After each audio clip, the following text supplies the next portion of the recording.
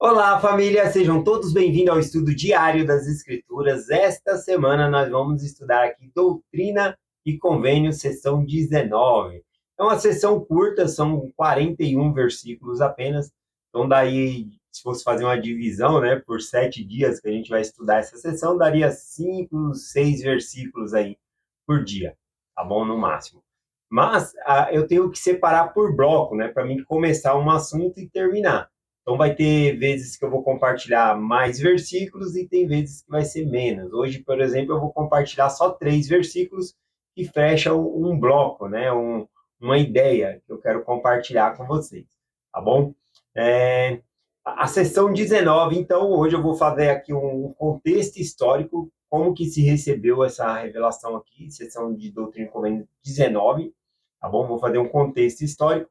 E durante a semana, quando nós estivermos estudando outros versículos, eu trago reflexões sobre o que eu estou compartilhando agora, ou outros detalhes ainda, né, que eu não vou compartilhar todo aqui o contexto histórico, porque tem alguns versículos que vai mostrar melhor sobre isso. Então, a melhor maneira de eu ir fazendo isso aqui, compartilhar o contexto histórico, hoje a gente vai estudar aqui, seção 19, versículo 1, 2 e 3 apenas. Então, eu vou ler o cabeçalho da sessão, e aí eu vou trazer algumas informações de outras fontes que eu fui estudando, né? De revelação em contexto, livros santos. Então vamos lá. Seção 19 aqui, ó. Revelação dada por intermédio de Joseph Smith em Manchester, Nova York, provavelmente no verão de 1829. O que estava acontecendo aqui nesse verão, né? De 1829 aqui? Estava acontecendo a publicação do livro de Mormon. Na verdade, Joseph Smith e outros, né, que estavam ajudando ele ali, estavam fazendo orçamentos em algumas gráficas para produzir ali, para publicar o livro de Mormon. Eles já tinham traduzido e precisava publicar esse livro. Então, eles foram fazendo orçamentos. Embora algumas gráficas nem quiseram aceitar o trabalho, mas uma das gráficas que aceitou o trabalho cobrou US$ 3.000, né, para fazer ali, e precisava ter uma garantia antes. Cobrou US$ 3.000 para fazer 5 mil exemplares, tá bom? Do livro de Mormon. Então, esse era o preço ali. E Joseph Smith tinha, né, amigos ali, mas o único amigo que tinha recursos que poderia ajudar ele nessa ocasião aqui era Martin Harris. Claro que se Martin Harris não ajudasse, Deus sempre dá um jeito, né? A gente não é uma única pessoa que Deus tem na face da Terra. Como a gente vai estudar mais para frente, né? Quem já estudou aquele vídeo Pai Tanner, né? Um homem muito abastado que ajudou muito a igreja no passado também na restauração. Então o Senhor sempre tem outros caminhos, tá bom?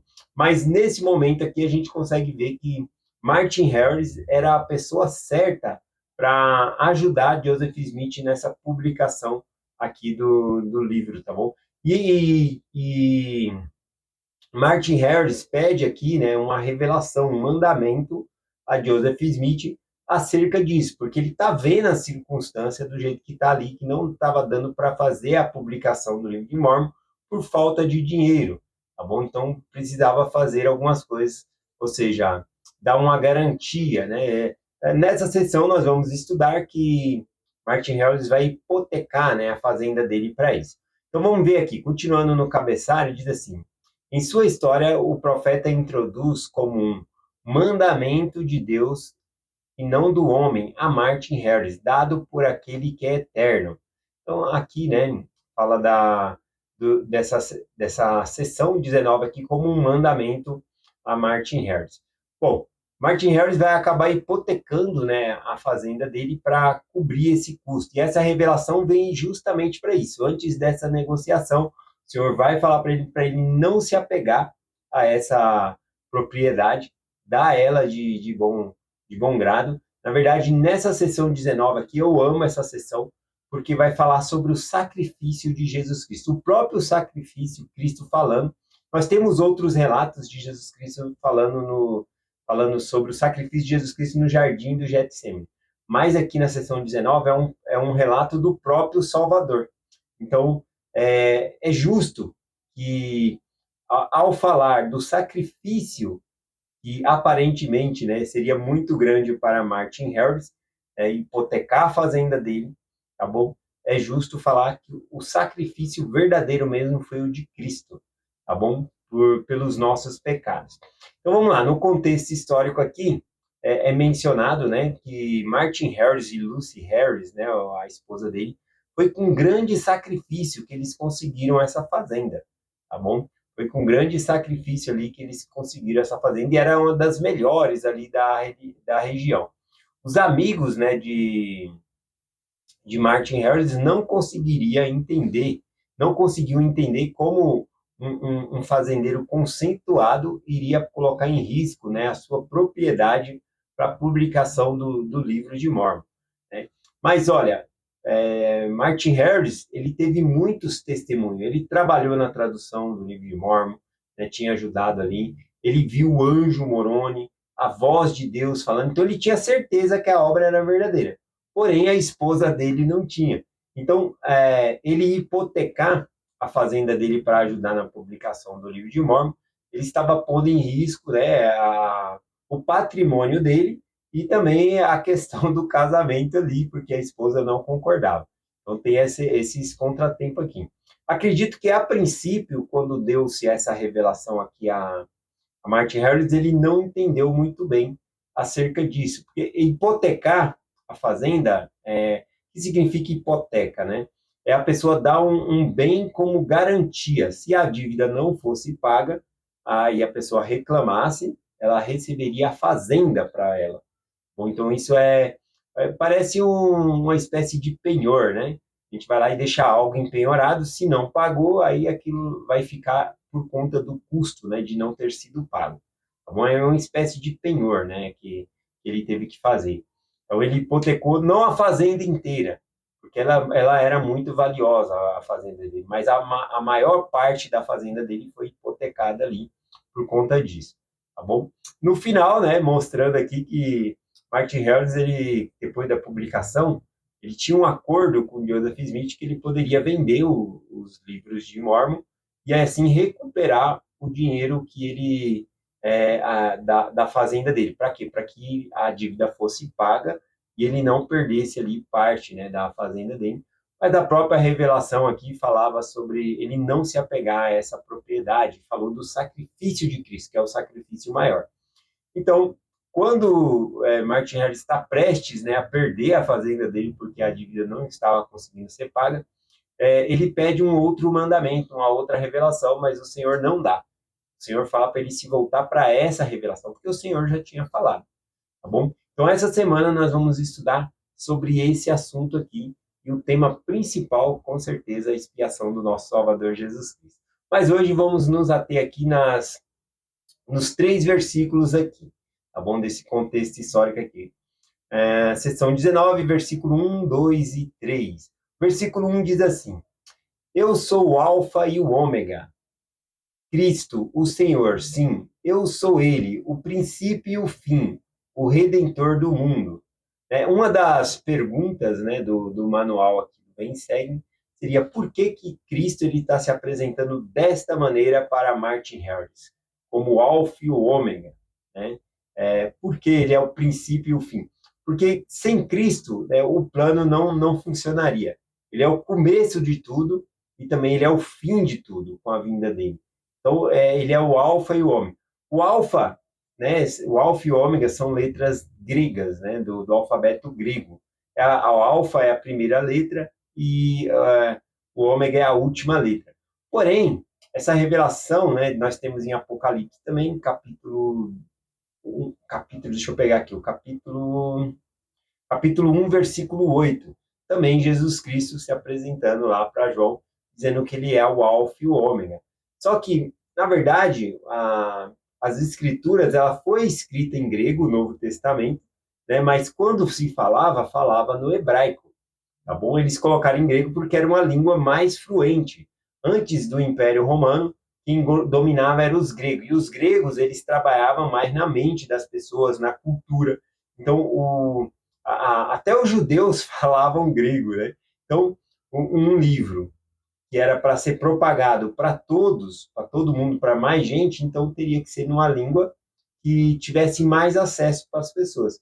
Então foi feito em grego, tá bom? Mas quando Jesus Cristo falou, ele falou não o alfa e o ômega, ele falou a primeira letra do alfabeto hebraico e a última letra do alfabeto hebraico.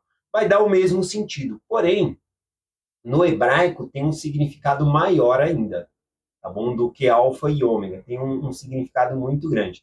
Mas não o hebraico que nós conhecemos agora, esse hebraico moderno, o hebraico bíblico, né? O hebraico bem de antigamente, né? O hebraico hoje teve várias alterações.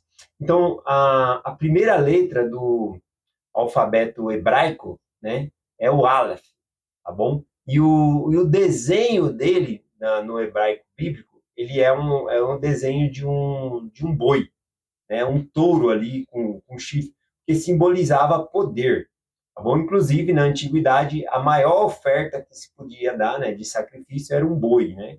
Era o animal maior, mais valioso ali, tá bom? Então, aqui o Aleph era um boi. E aí, então, Jesus Cristo diz, eu sou o Aleph e sou o Talef, que é a última letra do alfabeto hebraico, né? Do alfabeto hebraico antigo, não moderno, o final, essa letra Taif, significa uma cruz desenhada, tá bom? Então a primeira é um boi e a última é uma cruz. Qual o significado disso que nós podemos entender? Que Cristo, todos os sacrifícios do Velho Testamento apontava para ele, na cruz, o sacrifício total.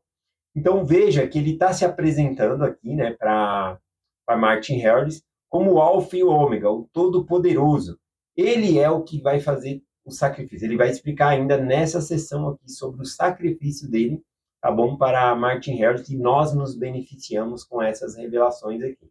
Então, a princípio, o que nós estudamos aqui é isso, né? Que fala, ele se apresentou dessa maneira: eu sou o Alfa e o Ômega, Cristo, o Senhor, sim, eu sou ele, o princípio e o fim, o redentor do mundo.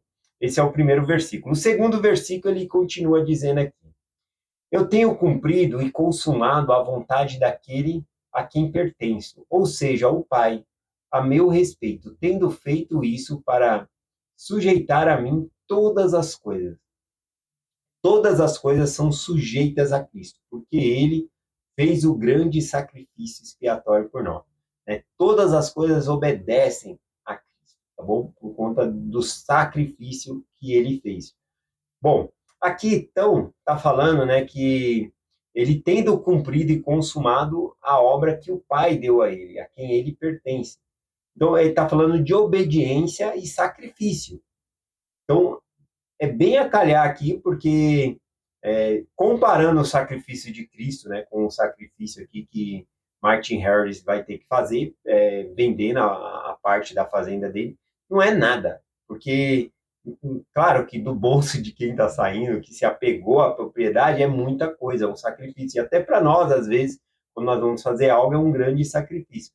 Mas comparando ao sacrifício de Cristo, não vai ter sacrifício nessa terra que a gente vai um dos versículos que a gente vai estudar ainda vai falar sobre isso, né? Mesmo que se fosse todos os tesouros da terra, ainda não tem como comparar, né, com as bênçãos que nós temos, com o grande sacrifício, né, que o Senhor nos beneficia por meio da expiação. Tá bom? Vai ser um dos versículos que nós vamos ler, mas não hoje aqui. Mas aqui então está falando que ele tendo cumprido e consumado, né, ele mostra a obediência a Deus. E assim também, então, está falando para Martin Harris ser obediente, tá bom? Em hipotecar a fazenda dele, tá bom? Para que o livro de Mormon possa ser publicado, tá bom? Ser na gráfica ali produzido, né? 5.000 cópias ali a princípio. Vamos lá, então, aqui para o versículo 3, diz assim: retendo todo o poder. Aqui, então, está falando lá do versículo anterior, aqui, né, do finalzinho do versículo 2, diz, né, e tendo feito isto, ou seja, o grande sacrifício, para sujeitar a mim todas as coisas. Então, todas as coisas são sujeitas a Cristo. Por conta do sacrifício dele, todas as pessoas são atraídas para Cristo, para serem salvas. Então, por conta disso, aí a gente leu 3 aqui. Retendo todo o poder. até para destruir Satanás e suas obras no fim do mundo, no último grande dia do juízo, que pronunciarei sobre os seus habitantes, julgando cada homem de acordo com suas obras e ações que houver praticado. Então, aqui fala do. Ver. Aqui tinha outra pergunta no manual, né? Falando aqui qual foi a importância para Martin Harris saber disso, que Deus ele é todo poderoso, que ele fez todo esse sacrifício. Para nós tem uma diferença também. Nós vendo o grande sacrifício de Cristo, nós possamos lembrar que coisas que fazemos para sacrificar a Deus é realmente pequena e que vale a pena, né? Se o Senhor pede de nós esse sacrifício que nós façamos. Então, aqui falando sobre que ele retém todo o poder para destruir Satanás, né, e as suas obras, né, ou seja, no fim do mundo ali, tá bom? E aí eu peguei aqui em 1 Nef, capítulo 22, versículo 26, que diz assim: E por causa da retidão de seu povo, Satanás não tem poder, portanto, não pode ser solto pelo espaço de 1000 anos, pois não tem poder sobre o coração do povo, porque vive em retidão e o Santo de Israel reina. Então, desfazer toda a obra de Satanás vai ser quando Cristo vier estabelecer o milênio, né, onde os justos viverão, Satanás não vai ter poder sobre o coração dos justos, e ali então vai haver paz, vai desfazer todas essas obras do pecado aqui. E também falou nesses versículos aqui que juntamente Deus também ele vai julgar cada um de acordo com suas ações que houver praticada. Isso significa o juízo final, tá bom? Vou ler o último versículo aqui e dar uma explicação, né, que aqui fala sobre Deus ele vencendo Satanás aqui, né? Vai subjugar aqui a questão, né? Aqui fala aqui, ó, retendo todo o poder até para destruir Satanás e suas obras, né, no fim do mundo. Então, sobre destruir Satanás e sua obra, eu vou ler aqui, segundo Tesalonicenses, capítulo 2, versículo 8, diz assim: E então será manifestado o iníquo, o qual o Senhor desfará pelo espírito de sua boca e aniquilará pelo esplendor de sua vinda. Estou falando que pelo esplendor da vinda dele, na segunda vinda de Cristo, ele vai aniquilar Satanás. Né? Só que a palavra que é usada aqui, ó, a tradução, fala que o qual o Senhor desfará pelo espírito de sua boca.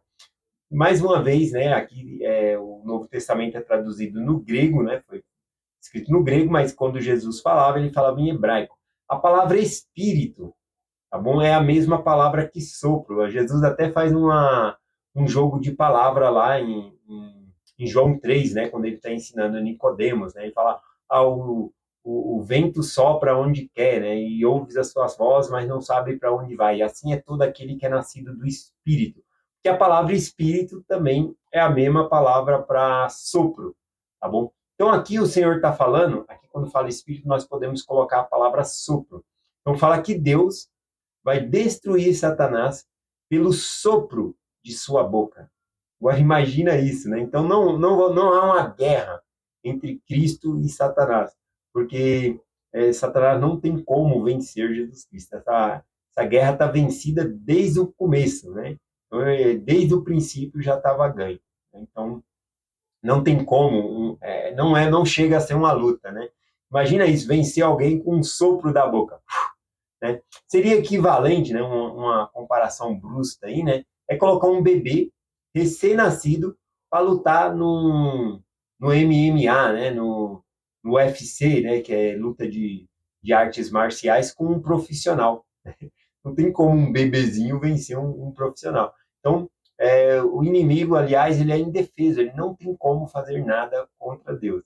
Então, aqui fala que ele destruirá com um sopro na sua boca. No Velho Testamento também, né, Isaías fala que Deus ele vai destruir os iníquos com o sopro de sua boca. Né? Na segunda vinda, os iníquos terão que sair daqui.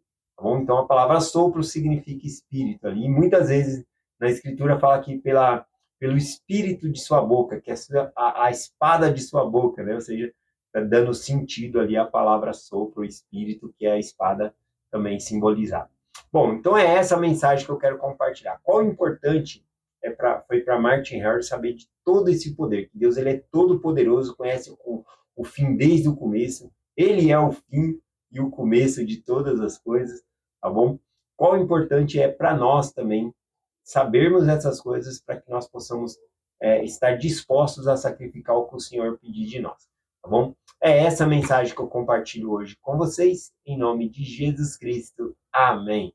Até amanhã.